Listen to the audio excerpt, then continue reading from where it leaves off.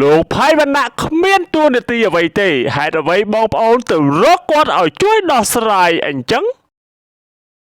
លោកអ្នកនាងជាទីមេត្រីនៅថ្ងៃទី22ខែកក្កដាឆ្នាំ2026នេះ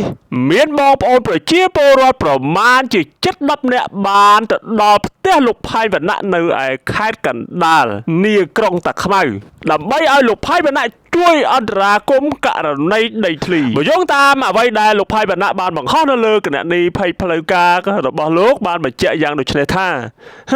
ផ្ទះខ្ញុំយូរទៅដូចជាសំណាក់ខៃហ្វុងហើយហេតុអ្វីបានជាប្រជាពលរដ្ឋមួយចំនួនមករកខ្ញុំបែបនេះផ្ទះខ្ញុំមិនមែនជាទីស្នាក់ការភូមិមិនមែនជាសាលាឃុំមិនមែនជាសាលាស្រុកមិនមែនជាសាលាខេត្តមិនមែនជាអង្គភាពឬស្ថាប័នដែលត្រូវទទួលពាក្យបណ្ដឹងរកដំណោះស្រាយជូនប្រជាពលរដ្ឋនោះទេខ្ញុំបានបញ្ជាក់ច្រើនដងហើយខ្ញុំជាប្រជាពលរដ្ឋម្នាក់គ្មានទួនាទីក្នុងរាជការគ្មានភារកិច្ចគ្មានសមត្ថកិច្ចទទួលដោះស្រាយវិវាទរបស់ប្រជាពលរដ្ឋនោះទេលោកផៃវណ្ណៈបានបន្តថានៅថ្ងៃទី22ខែកក្កដាឆ្នាំ2026នេះខ្ញុំបានចេញពីមន្ទីរពេទ្យពិនិត្យសុខភាពមកដល់ផ្ទះវិញជួបបងប្អូនប្រជាពលរដ្ឋចំនួន2ក្រុមទី1មកពីភូមិរកាក្រោមឃុំខ្ពបស្រុកស្អាងខេត្តកណ្ដាលស្នើសុំឲ្យខ្ញុំជួយអន្តរាគមន៍រឿងមន្ត្រីសូរិយោដីចុះវាស់វែងដីហើយមិនចេញប្លង់ឲ្យក្រុមទី2មកពីភូមិដូនស្វាឃុំចាឈូកស្រុកអង្គជុំខេត្តសៀមរាបមកសុំឲ្យជួយអន្តរាគមន៍រឿងប្អូនកែឯកសារយកដីគាត់អាជ្ញាធរដោះស្រាយ3ឆ្នាំគ្មានលទ្ធផលលោកផៃវណ្ណៈបានបន្តទៀតថាខ្ញុំអាណិតពួកគាត់តែខ្ញុំគ្មានទួនាទីភារកិច្ចដោះស្រាយទេ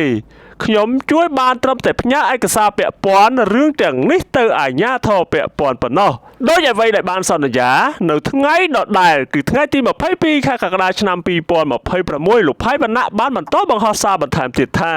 បន្ទាប់ពីទទួលបានឯកសារពីប្រជាពលរដ្ឋមកពីស្រុកស្អាងខេត្តកណ្ដាលស្នើសុំអន្តរាគមន៍រឿងចុះបញ្ជីដីធ្លី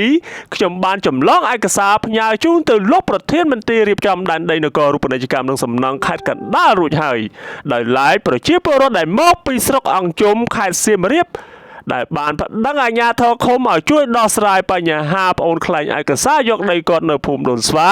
ឃុំចាឈូកស្រុកអង្គជុំខេត្តសៀមរាបខ្ញុំក៏បានថតឯកសារផ្ញើជូនទៅឯកឧត្តមអភិបាលខេត្តសៀមរាបជួយពិនិត្យរួចហើយដែរ